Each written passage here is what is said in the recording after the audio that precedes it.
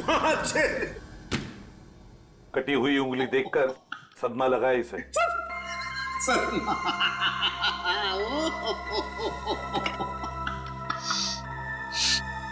नहीं सर, इसमें कोई लाफिंग गैस नहीं है। Laughing gas? ये देख साउंड के, तुझे हमने सिर्फ इतना बताया कि गायत्री नाम की एक औरत ने एक बच्चे की उंगली काट दी, तो तुझे हंसी के फव्वारे फूट रहे हैं। यार सिर्फ इतना ही कहा है ना कि ये उंगली शायद 5-6 दिन पहले काटी गई है, क्योंकि सही सलामत है, सड़ना शुरू नहीं हुई है। उंगली तो ठीक है, लेकिन ये फॉर्मेल्डिहाइड का क्या? फॉर्मेल्डिहाइड का क्या? हाँ क्या? ये देखो, रिपोर्ट पढ़ो फॉर्मेल्डिहाइड की। क्या? फॉर्मेल्डिहाइड सॉल्यूशन 6 साल पुराना है? 6 साल? पंकज क्या हुआ? लगता है फॉर्मल्डिहाइड पी गया इसे। सर, इसने अभी अभी कटी हुई उंगली का फॉर्मल्डिहाइड सूंघा है। सालूम के साहब ने सूंघा, सालूम के साहब गए, पंकज ने सूंघा, पंकज आया। अब तुम भी सूंघ लो। नहीं सर, मेरी वाइफ ने कहा है हंसना मना है। सालूके सर, हमें इतना बेवकूफ मत समझिए। ये फॉर्मेल्डिहाइड भले 6 साल पुराना हो, मगर इसकी कटी हुई उंगली थोड़ी 6 साल पुरानी होगी। फॉर्मेल तो क्या और नहीं तो क्या? ऐसा नहीं हो सकता कि इस गायत्री के पास 5-6 साल पुराना फॉर्मेल्डिहाइड हो जिसमें उसने ये उंगली रख दी। क्यों? अब चुप क्यों हो गए? अरे यार वो क्या जब हैं? फॉर्मेल्डिहाइड 6 साल पुराना तो उंगली भी 6 साल पुरानी हो गई। देखो बॉस, वो जो चिट्ठी गायत्री ने भेजी है ना, उस चिट्ठी पर जो स्याही है, मैं उस स्याही के अंदर घुसूंगा और पता चल जाएगा। आओ ये लो, सालों के सब अब चींटी बन के दिखाएंगे। कैसे? कुछ पी जाएंगे और क्या, चींटी बन जाएंगे। ओ, अगर चींटी नहीं बनेंगे तो इनके अंदर घुसेंगे कैसे, है ना? देखो चल, ये है क्रोमेटोग्राफ। लाइट वहां से निकलेगी और इस जाली पर पड़ेगी। ये खास किस्म की जाली। यहां पर लाइट का एक स्पेक्ट्रम बनेगा। लाइट हो जाएगी सतरंगी और इस फिल्टर पर पड़ेगी। ये खास किस्म का फिल्टर है, जहां से सिर्फ एक खास किस्म की लाइट की रेज ही इस चिट्ठी पर पड़ेगी जो गायत्री ने लिखी, और वो लाइट इस चिट्ठी पर जो स्याही है, उस स्याही के अंदर घुस जाएगी। उस लाइट की वजह से इस स्याही के छोटे छोटे कण अचानक गर्म होना शुरू हो जाएंगे और उन कणों की उछल कूद यहां पर दिखाई देगी। और ये इस कंप्यूटर के साथ जुड़ा हुआ है। दरअसल एक कंप्यूटर हमें पढ़ के बताएगा कि ये स्याही कितनी पुरानी है। साणुखी, तेरा फिजिक्स का लेक्चर पूरा हुआ? हम कहानी शुरू करें? जरूर।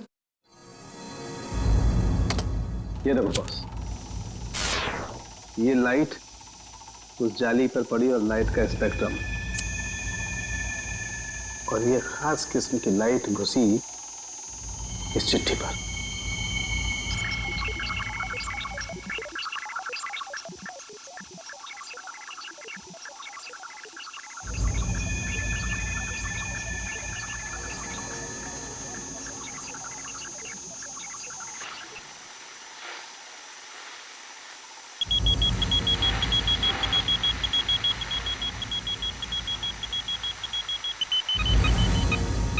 6 साल। बस गायत्री ने चिट्ठी 6 साल पहले भेजी। गायत्री ने चिट्ठी लिखी 6 साल पहले और चिट्ठी पहुंची अब 6 साल बाद। सर, 6 साल पहले कटी हुई उंगली आज भी नहीं। सर, न जाने इन 6 सालों में इस बच्चे के साथ क्या क्या हुआ होगा। हाँ, 12-13 साल का तो हुआ होगा बच्चा। सर, इस गायत्री को हम ढूंढ निकालेंगे। गायत्री को भी और उस बच्चे को भी। बरूरपुर जाने का इंतजाम करो। हम घर तो दिखा दे रहे हैं आप लोगों को गायत्री का, लेकिन 9 साल हो गए जब वो इस बरूरपुर से गायब हुई है। गायत्री के माँ बाप किसी से उसके बारे में कोई बातचीत नहीं करते हैं। इतना तो बता सकते हैं कि अभी वो कहाँ है, किसके साथ है? मुश्किल है साहब, पति पत्नी दोनों पूरे गांव से कटे रहते हैं, किसी से कोई बातचीत नहीं। लेकिन ऐसा क्यों? पता नहीं, हम तो उनके दरवाजे पर जाएंगे नहीं, और हमको नहीं लगता है कि आप लोगों के लिए वो दरवाजा भी खोलेंगे। टेलीग्राम। टेलीग्राम? किसने भेजा टेलीग्राम? गायत्री ने भेजा टेलीग्राम। गायत्री ने? सरिता, सरिता रुक, चुप।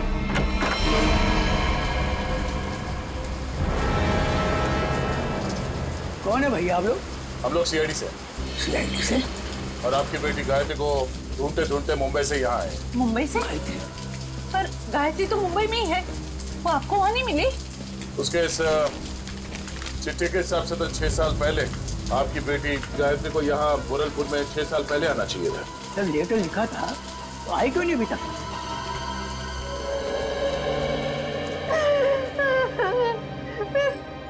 कहाँ गई मेरी बच्ची? कहाँ गई? कहाँ गई मेरी बच्ची? देखिए, आप लोगों को गायत्री के बारे में जो कुछ भी मालूम है हमें बताइए, हम उसे ढूंढ निकालेंगे। हो सकता है वो किसी परेशानी में हो। हाँ?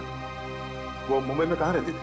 पता नहीं साहब, मेरी गायत्री 18 साल की थी तो भागे मुंबई चली गई। वो हम लोगों ने उसको उम्मीद ही छोड़ दी। अचानक एक दिन उसने फोन किया कि उसने वहाँ किसी के साथ शादी कर ली। पूरे गांव के सामने हमारी इज्जत को मिट्टी में मिला दिया। ये बात है कब की? करीब 7 साल पहले की। उसके बाद आप लोगों का उनसे कोई संपर्क नहीं हुआ? एक बार उसने फोन किया था, उसने बताया कि वो बहुत बड़ी मुसीबत में फंस गई है। पर साहब, हम यहाँ से क्या कर सकते हैं? कैसी मुश्किल? पता नहीं साहब, वो खुद फोन कर गई है, बोलती थी पापा मैंने आगे की परेशानी मोल ले ली है। जिसके लिए उसने ये चिट्ठी लिखी थी उसी ने मुसीबत में डाल रखा होगा उसे। किस नंबर से फोन करती थी वो आप लोगों को? किसी दुकान से फोन आता था साहब, फिर अचानक फोन आना ही बंद हो गया मेरी बेटी का। तो आप लोगों ने पता करने की कोशिश नहीं की कि उसने फोन करना बंद क्यों किया? साहब, हमने कई बार वहाँ फोन किया और एक दिन दुकानदार ने बताया कि वो मैडम अब यहाँ पे नहीं आती, शायद वो मोहल्ला छोड़कर चली गई। तो आपने उसे ढूंढने की कोशिश नहीं की? नहीं मैडम। अच्छा, गायत्री के पति के बारे में कुछ पता है आपको? कोई पता नहीं साहब पति के बारे में। अच्छा, गायत्री का एक बेटा भी था ना? नहीं साहब, उसका कोई बच्चा नहीं था, वरना क्या वो अपनी माँ को नहीं बताती? ठीक है, आप हमें उस दुकान का नंबर दीजिए और गायत्री का फोटो भी हम पता कर लेंगे। ये क्या है, तेरे को बच्चे को तैयार करने में इतना समय लगता है? अरे आ रहा हूँ भाई, नए कपड़े पहना रहा हूँ। ठीक है, जल्दी आ। पता नहीं यार ये बॉस को भी क्या हो जाता है, हर महीने में एक नया कपड़ा पहनाकर उसका फोटो खींच के भेजने को कहते हैं। कमाल है। चल ना, ले तैयार हो गया। बेटा क्यों रो रहे थे? ये अंकल ने मुझे मारा। बेटा मत रो, अंकल को हम बाद में खूब मारेंगे। अब स्माइल दे, एक फोटो निकाल लेता हूँ तेरा।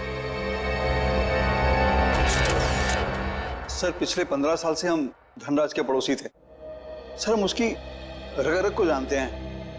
सर, उसने जरूर कुछ गड़बड़ किया होगा, तभी तो अपना घर वो कोड़ियों के भाव बेचकर भाग गया।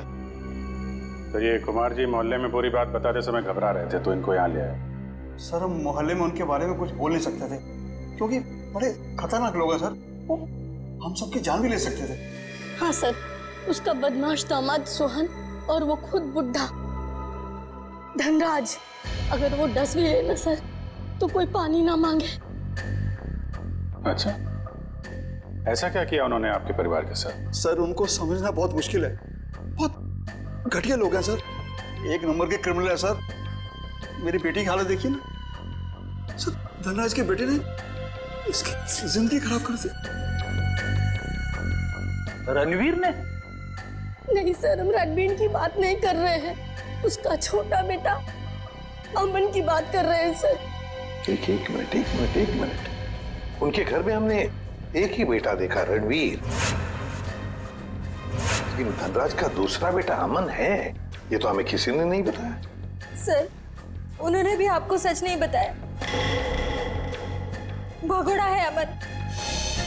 सर, उससे मेरी शादी होने वाली थी और सगाई के दिन ही वो मुझे छोड़कर भाग गया, पता नहीं कहाँ चला गया था। ये धनराज और उसका परिवार तो काफी शातिर निकला सर। गायत्री का फोटो दिखाओ इन्हें। सर, इसे कभी देखा उनके परिवार में? ये गायत्री? नहीं, कभी नहीं देखा। अच्छा, कोई बच्चा भी था उनके परिवार में? नहीं सर, कभी कोई बच्चा नहीं देखा। अभिजीत, ये अमन वाली बात मुझे गड़बड़ लगती है। क्या उस अमन के बारे में और कुछ बता सकती हो तुम? हाँ सर, अमन और उसके पापा की बिल्कुल नहीं बनती थी, इसीलिए वो एक गोरेगांव के रेस्टोरेंट में काम करता था, फिर पता नहीं अचानक कहाँ गायब हो गया। अभिजीत, तो गोरेगांव में जाकर पता लगाओ किस होटल में ये अमन काम करता था। ये तो बहन जी है। बहन जी? हाँ साहब, सीधी सादी सी थी, हमेशा दुखी दुखी रहती थी, तो मैं इन्हें बहन जी कहता था। करीब 5-6 साल हुए हैं, अब मेरी दुकान पे नहीं आती हैं। आप बता सकते हैं कि वो इतना दुखी क्यों रहते थे? मैडम, मुझे नहीं मालूम, ये तो उनके पति ही बता सकते हैं। आप उनके पति को जानते थे? नहीं साहब, उनके पति को तो कभी देखा नहीं, लेकिन अक्सर हर दूसरे दिन बहन जी मेरी दुकान पर अकेली ही आती थी। यहाँ से अपने गांव फोन करती थी, अपनी जरूरत का सामान लेती थी और चली जाती थी। उसके साथ कोई बच्चा भी आता था 5-6 साल का? नहीं साहब, मैंने कभी कोई बच्चा नहीं देखा इनके साथ। अच्छा, ये बहन जी रहती कहाँ पर थी? साहब, अगर मुझे इनके घर का पता मालूम होता तो मैं अपने उधार के 2500 रुपए वसूल नहीं कर लेता इनसे। सर, अगर ये गायत्री हर दूसरे दिन यहाँ फोन करने आती थी तो इसका मतलब तो यही है ना कि कहीं आसपास ही रहती होगी।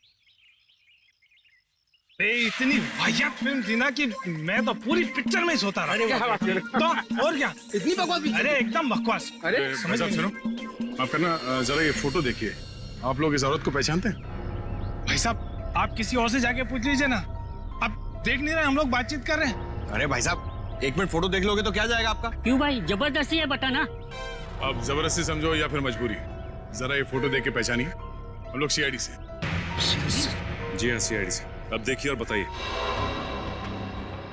ये औरत, ये तो वही है ना सर, इसकी वजह से मेरे को बहुत मार पड़ी है सर। मैं इसके बारे में आपको कुछ भी नहीं बता सकता। मैं तो जा रहा हूँ भाई, मैं जा रहा हूँ। अरे सुनो भाई साहब। अरे नहीं भाई, अरे रुको। अरे नहीं।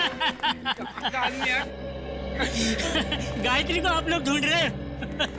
मगर इसमें हंसने वाली कौन सी बात है? अरे मैडम, गायत्री के बारे में हर आदमी कुछ न कुछ नई बात बताएगा आपको। मतलब? अरे साहब, उसको समझना बहुत मुश्किल था। गुंडे उसकी देखभाल करते थे, और तो और साहब, उसको कोई आंख उठाकर नहीं देख सकता था, न ही उससे बात कर सकता था। वो रहती कहाँ थी? अभी तो कोई उसके घर में नहीं रहता, पिछले 6 साल से खाली पड़ा है। पता नहीं वो लोग कहाँ चले गए। कोई नहीं, हम देख लेंगे। ये बताओ कि उसका घर कहाँ है? वो रहा गायत्री का घर।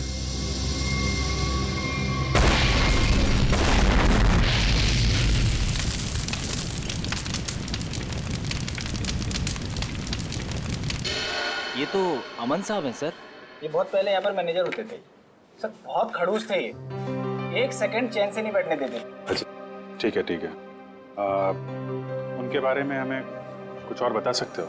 हाँ साहब, सुना है कि इनके पिताजी के साथ इनकी बिल्कुल नहीं बनती थी, इसीलिए वो इतने बड़े बाप की औलाद होने के बाद भी यहाँ काम करते, और फिर किसी रईस लड़की से उन्होंने शादी कर ली, और फिर शायद वो बेंगलोर चले गए।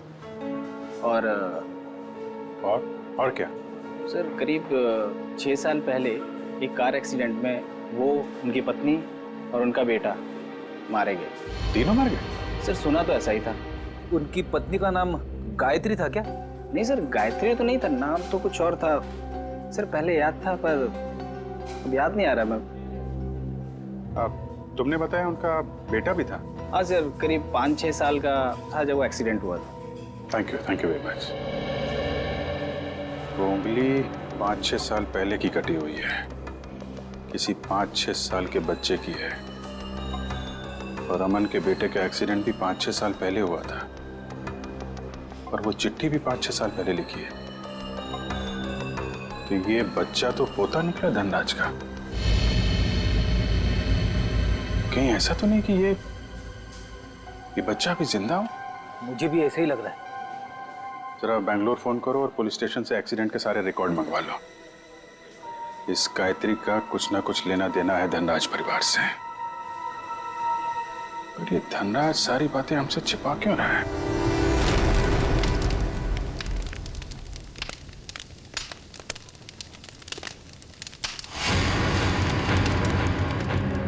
क्या टाइमिंग थे?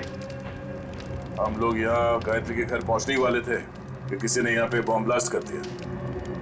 सर ये ठंडे बस्ते में पड़ा हुआ मामला नहीं लगता है। लगता है बच्चा अभी भी जिंदा है और ये मुजरिम हम पे नजर रखे हुए था, इसीलिए उसे पता लग गया कि हम गायत्री के बारे में पूछताछ कर रहे हैं। हाँ, मगर ऐसी क्या चीज थी यहाँ जो मुजरिम चाहता था कि हमारे हाथ न लगे? ये घर सालों से बंद पड़ा है, गायत्री यहाँ पे रहती भी नहीं है, फिर ये धमाका करने की क्या जरूरत थी? जरा देखो आसपास, देखो कोई सुराग मिलता है।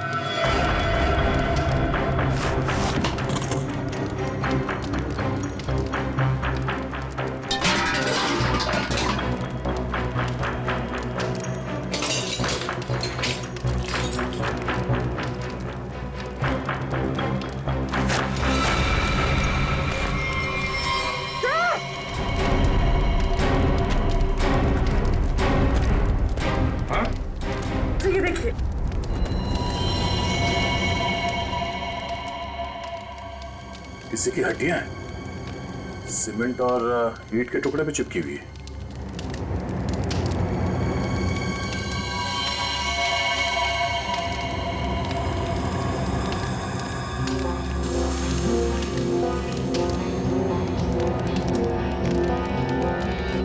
इतनी सारी हड्डियां, लगता है यहाँ पे किसी की लाश को गाड़ दिया गया था और उस कंकाल को नष्ट करने के लिए ब्लास्ट किया गया है। मतलब मुझे नहीं चाहता था कि कंकाल हमारे हाथ लगे। एक काम करो, ये जितनी भी हड्डियां सब उठा लो और लाश की खोपड़ी भी ढूंढो, यहीं कहीं होनी चाहिए आसपास।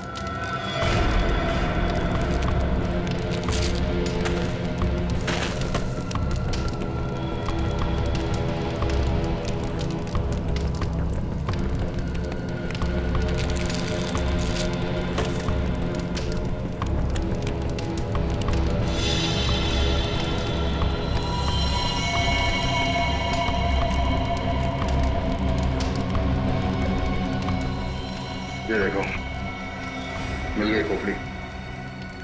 मतलब सर किसी की लाश को यहाँ पे गाड़ा गया था? और ये है कौन? इसके साथ ऐसा क्या हुआ था कि इसके गाड़ने के बाद भी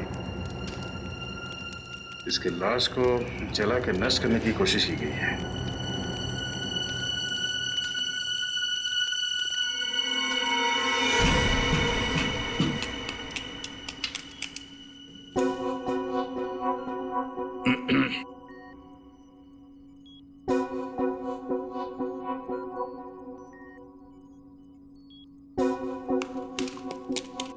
सालुंखे, तू एक ही हड्डी निकालते रहे ना, हम यहाँ खड़े खड़े भजन करते हैं। हाँ?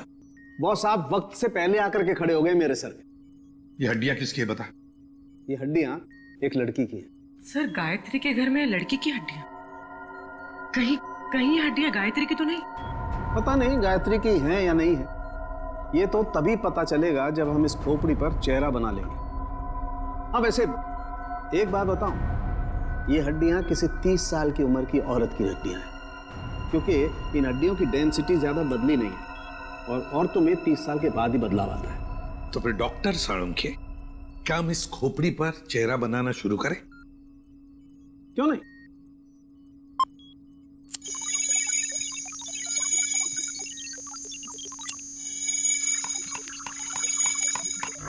वैसे एक बात बताओ, जिस किसी ने भी गायत्री के घर में ब्लास्ट किया है उससे बड़ा गधा संसार में कोई और होगा नहीं। वो क्यों? सिंपल सी बात है, अगर वो ब्लास्ट नहीं करता तो ये खोपड़ी बाहर नहीं आती, और अगर ये खोपड़ी बाहर नहीं आती बॉस, तो हम इस खोपड़ी पर चर्चा नहीं कर रहे होते।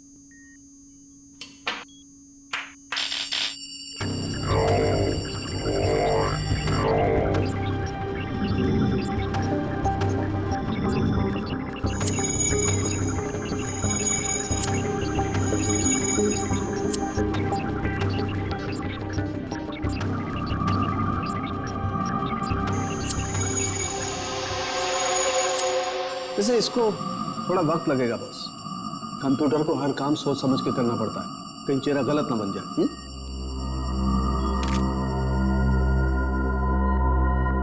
माय गॉड, ये क्या है? ये देखो बॉस, ये तो सोना है, गोल्ड।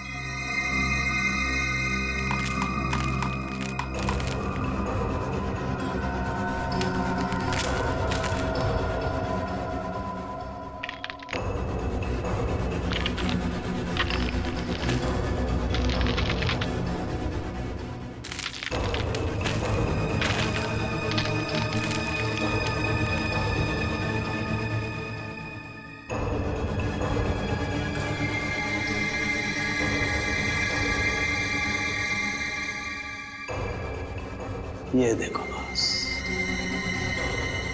A for Apple. यार, ए फॉर अमन। हाँ, चेहरा बन गया boss. Gayatri?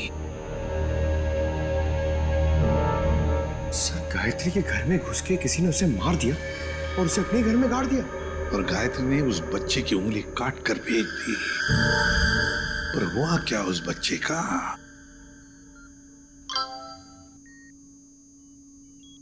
Sir, Bangalore police ने एक मेल भेजा है। लिखा है कि 6 साल पहले अमन अपनी वाइफ के साथ कहीं जा रहा था। कार पहाड़ से नीचे गिर गई और कार में आग लग गई। हाँ, मगर इस फोटो में बच्चा भी है। पर सर, मेल में तो बच्चे का कोई जिक्र ही नहीं है। इसका एक ही मतलब हो सकता है कि बच्चा जिंदा है। सर, बच्चे ने गले में चेन भी पहनी हुई है। और सर, वही वाली चेन है, A for apple. A for Aman. पर सर, अमन के बेटे की चेन गायत्री की लाश के पास मिली। अमन और उसके पत्नी की गाड़ी का एक्सीडेंट हो गया 6 साल पहले। गायत्री ने उनके बच्चे को पकड़ लिया, उसी की उंगली काट कर भेज दी। और अब तो गायत्री ही नहीं रही, तो फिर वो बच्चा कहां गया? उस बच्चे को ढूंढना होगा, बचाना होगा और इस धनराज की गर्दन पकड़नी होगी। बस बबलू ने एक निवाला खा लिया ना, तो हमारा काम हो जाएगा।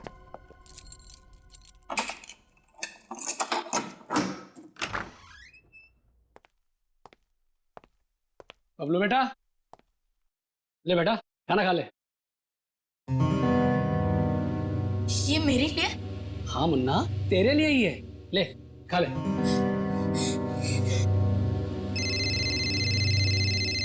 बॉस? हाँ बॉस, हाँ बस निकल ही रहे।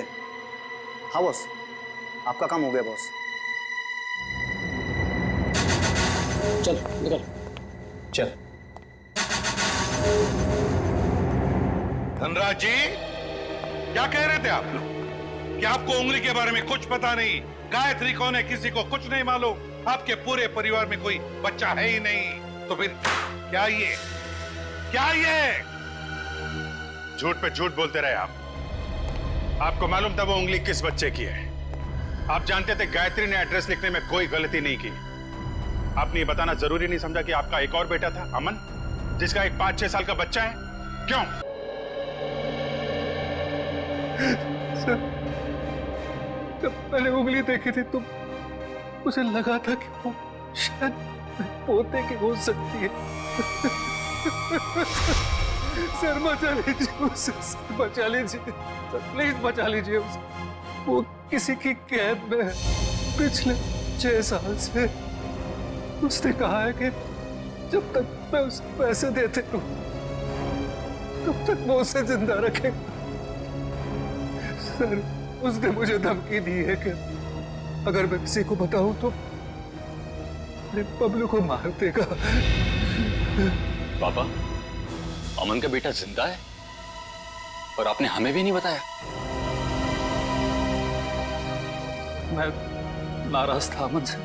उसने भी मेरे मर्जी के खिलाफ शादी की थी, पर 8 साल के बाद उसका मुझे फोन आया और उसने माफी मांगी, तो मैं किसी को बिना बताए बेंगलोर चला गया। फिर पोते बबलू को गले लगाया, उनको घर वापस आने को कहकर मैं वापस आ गया। मुझे क्या पता था वहां से आते आते उनका एक्सीडेंट हो जाएगा। लेकिन बबलू उस एक्सीडेंट में बच गया है ना? मुझे लगा था कि उन दोनों के साथ बबलू भी नहीं रहा, पर एक दिन किसी आदमी का मुझे फोन आया। उसने बबलू की आवाज मुझे फोन पर सुनवाई और कहा कि जब तक मैं उसे 10 लाख रुपया महीना देता रहूंगा तब तक बबलू जिंदा रहेगा। आपको ये कैसे लगता था कि उन्होंने बबलू को जिंदा रखा होगा? सर, वो हर महीने मुझे बबलू के फोटोग्राफ्स भेजता रहा सर। एक मिनट, ये लीजिए सर।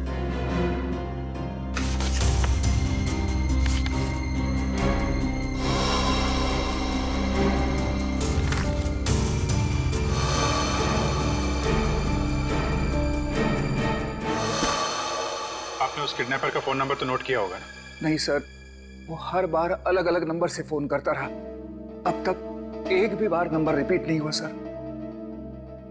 धनराज जी, ये किडनैपर तुम्हारे साथ पैसे का खेल खेलता रहेगा, झूठी उम्मीद दिलाता ही रहेगा, लेकिन अब ज्यादा दिन उसका ये खेल हम नहीं चलने देंगे। नहीं चलेगा उसका ये खेल।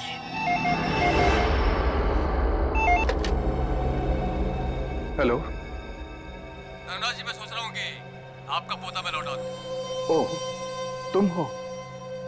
भगवान तुम्हारा भला करे। प्लीज मेरे पोते को लौटा दो। हम भगवान के भरोसे पे नहीं रहते। तुम हमारा भला करोगे और हम तुम्हारा। हाँ हाँ, मैं हमेशा की तरह पैसे लेके आऊंगा। बोलो कहाँ आना है? अभी आता हूँ। नहीं, अभी नहीं, कल सुबह ठीक 7 बजे कल्लू गैरेज, और इस बार 10 करोड़ लेकर आना। 10 करोड़? हाँ, 10 करोड़। पर इतने सारे कैश पैसे मैं कहाँ से ले आऊंगा? इसीलिए तो 12 घंटे का समय दे रहा हूँ ना। और सुनो, कोई चालाकी नहीं, वरना अपने पोते से हमेशा के लिए हाथ धो बैठोगे। नहीं नहीं, प्लीज कुछ भी मत करना मेरे पोते को। मैं पहुंच जाऊंगा, 7 बजे के पहले ही पहुंच जाऊंगा। Hello hello hello.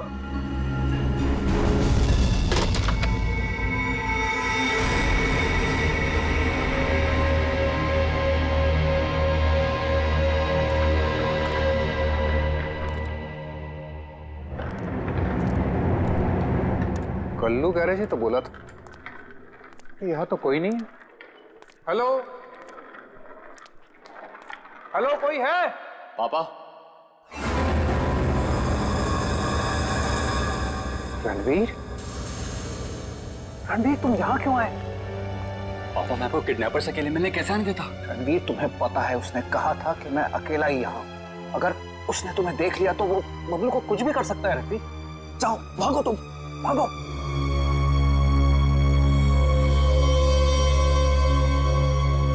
पापा, अगर मैं ही यहाँ से चला गया तो आपको आपके लाडले पोते से कौन मिलाने वाला है? क्या? तुम? हाँ, मैं ही आपके पोते को 6 साल से पाल रहा हूँ। क्या कह रहे हो रणवीर? तुम ऐसे कैसे कर सकते हो? मैं तुम्हें... अरे पापा, आराम से, शांति,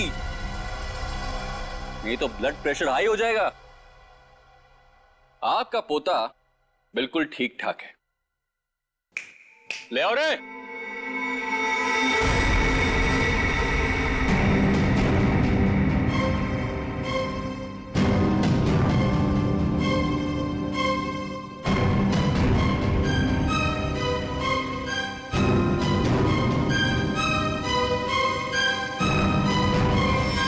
बबलू, दादाजी, दादाजी।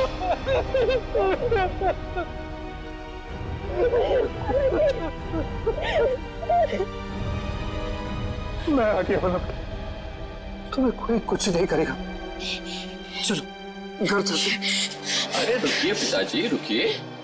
जाते जाते जरा इन कागजात पे साइन करते जाइए, देख लीजिए। वो क्या है ना कि ये सब हो जाने के बाद आप और मैं एक साथ तो रह नहीं सकते, तो आपका घर और फैक्ट्री मेरे नाम कर जाइए और दफा हो जाइए। तो जैसे विश्वासघातकी को तुम्हें एक फूटी कौड़ी भी नहीं दूंगा। दोगे पापा, दोगे। जब आप बिना देखे अपने पोते के लिए करोड़ों रुपए दे सकते हो, तो देखने के बाद तो इतना दे ही दोगे। नहीं मिलेगी, एक फूटी कौड़ी भी नहीं मिलेगी। अच्छा, देखते। क्या कर रहे हो? सोच लीजिए। दादाजी नहीं। बुढ़े साइन कर, दोबारा मौका नहीं दूंगा।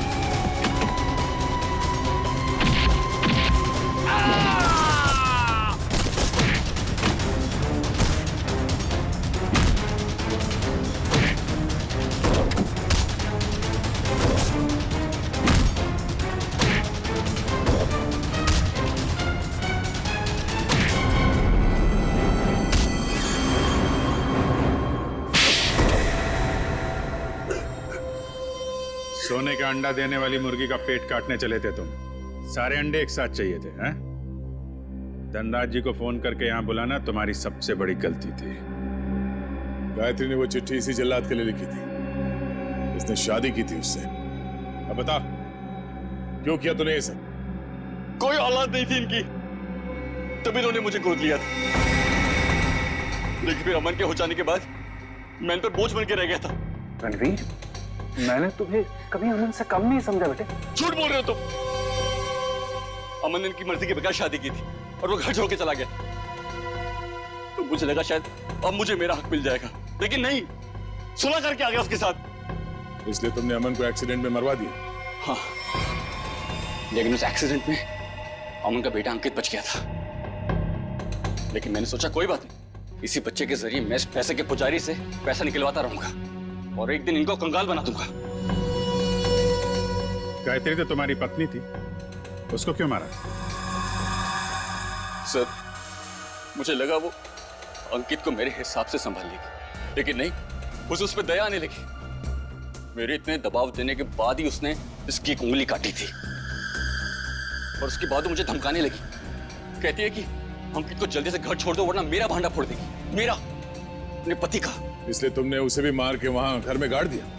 हाँ, क्योंकि मैं नहीं चाहता कि मेरी तरफ आराम से आने वाले पैसों के बीच में कोई भी रुकावट बन जाए। रुकावट तो आनी ही थी रणवीर। जुर्म के रास्ते में रुकावट डालने और मुजरिम को उसके अंजाम तक पहुंचाने के लिए सीआईडी बनी है। 3-3 खून करने और बच्चे की किडनैपिंग के जुर्म में जेल की सलाखों के पीछे सड़ना होगा जब तक फांसी का ऑर्डर नहीं आता।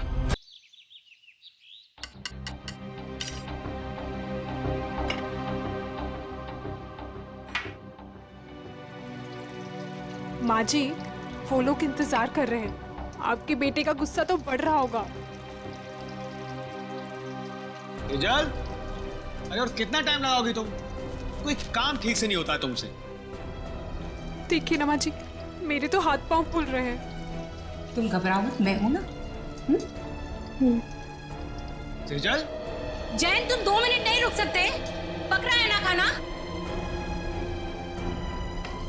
इसे लेकर जाओ तुम। ठीक है, मैं सब्जी लेकर आती हूँ। ला, जाओ।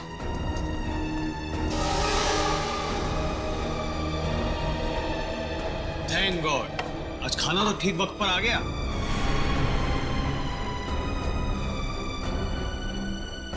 सेजल, तुम ना किसी काम की नहीं। पापा और मैं कब से भूखे बैठे, खाना तक ठीक से नहीं बनता। जैन, क्या हमेशा उससे डांटते रहते हो? सीख जाएगी धीरे धीरे। माँ, आप ही ने ना इसको अपने सर पर चढ़ा कर रखा है, मेरी लाडली बहू, मेरी लाडली बहू।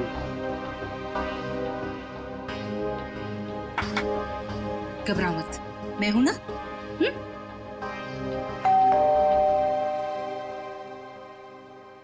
अरे यार, अब ये खाने के वक्त पर कौन आ गया? हाँ सर, ये आपका पार्सल आया है। पार्सल?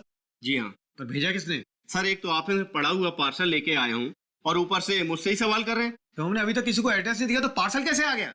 अरे भाई, 4 दिन हुए हमें यहाँ पर आए हुए, पार्सल कैसे आ सकता है?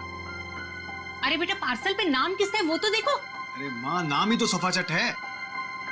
ये लीजिए अपना पार्सल, चाहे आप इसे रखिए चाहे इसे फेंक दीजिए, आपकी मर्जी। और ये लीजिए, यहाँ पर साइन कर दीजिए। पापा, इसके अंदर तो कुछ अजीब सी चीज है।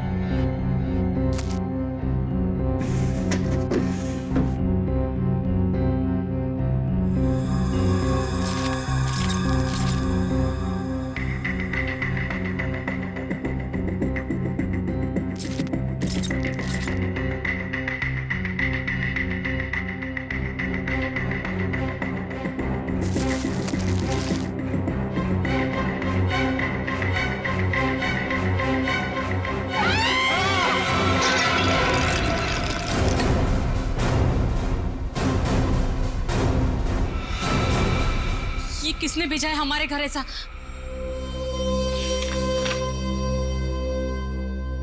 चिट्ठी?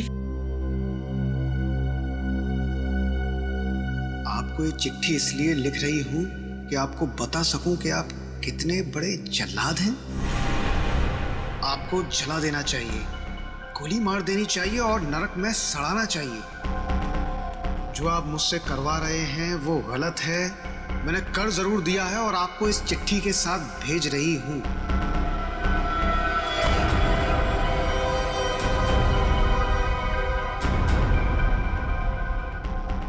लेकिन अब बस, अब मैं आपके लिए ये घोर पाप नहीं करूंगी। मैं कुछ नहीं करूंगी। अब उसे मारना है या नहीं आप देखो। मैं अपने गांव बरोलपुर वापस जा रही हूं और आपको कभी नहीं मिलूंगी। आप बहुत ही घटिया आदमी हो और मैं अब नहीं डरती आपसे, आपकी गायत्री।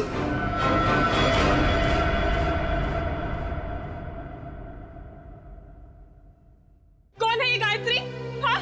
देखो सेजल, मेरे ऊपर ये कोई गलत इल्जाम है। मैं नहीं जानता ये गायत्री कौन है। मेरे होते हुए कौन तुम्हारी गायत्री? ये तोहफा दिया है तुम्हारी गायत्री ने तुम्हें? हाँ?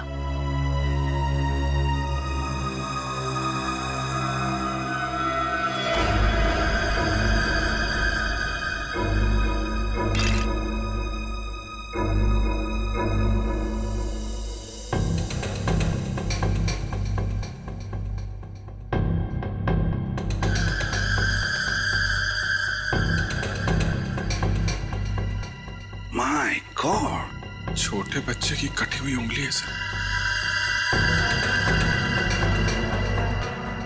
फॉर्मल्डिहाइड में रखी है, लगता है 5-6 दिन पुरानी होगी सर। उंगली काट के भेजा है, मतलब ब्लैकमेलिंग किडनैपिंग का केस लग रहा है सर।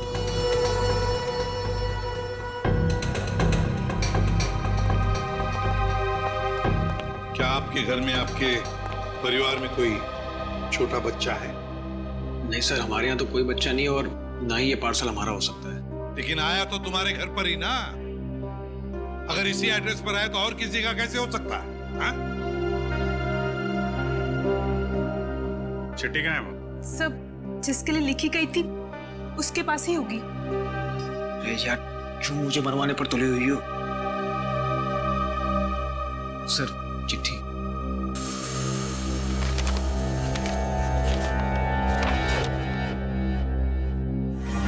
आपको चिट्ठी इसलिए लिख रहे हैं कि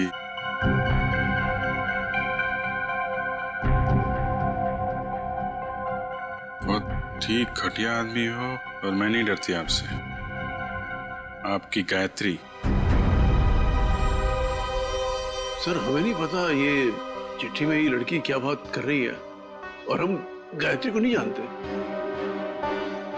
सर, जिसे ये पार्सल मिलने वाला था उसका नाम तो लिखा था, मगर अब इसे पढ़ पाना बड़ा मुश्किल है। अच्छा,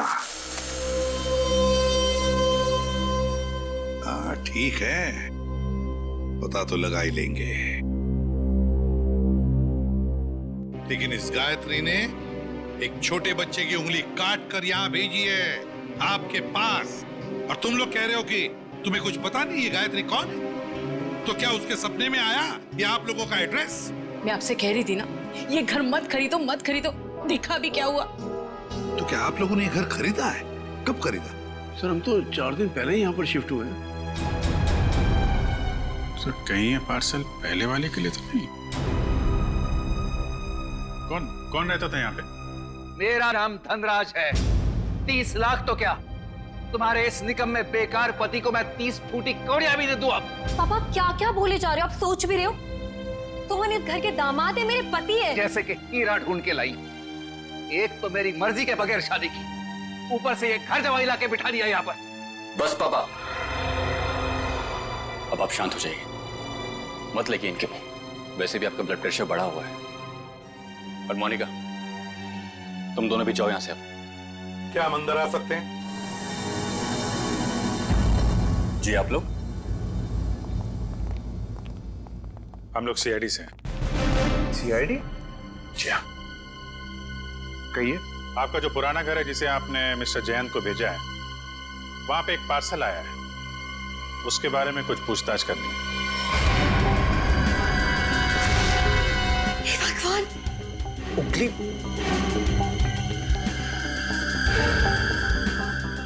ये तो किसी बच्चे की उंगली है। जी हाँ, और इसके साथ साथ एक चिट्ठी भी है।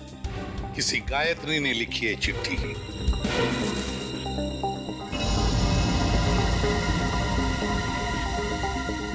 कौन है ये गायत्री? सर हमारे तो पूरे खानदान में कोई दूर दूर तक गायत्री नहीं। सर हमारे परिवार में कोई बच्चा नहीं है जिसकी ये उंगली है। बिना जान पहचान के कोई यूं ही ऐसी चिट्ठी भेज देगा क्या? चल कोई बात नहीं, हम पता लगा लेंगे कि गायत्री ने चिट्ठी लिखी किसको और ये बच्चा है कौन।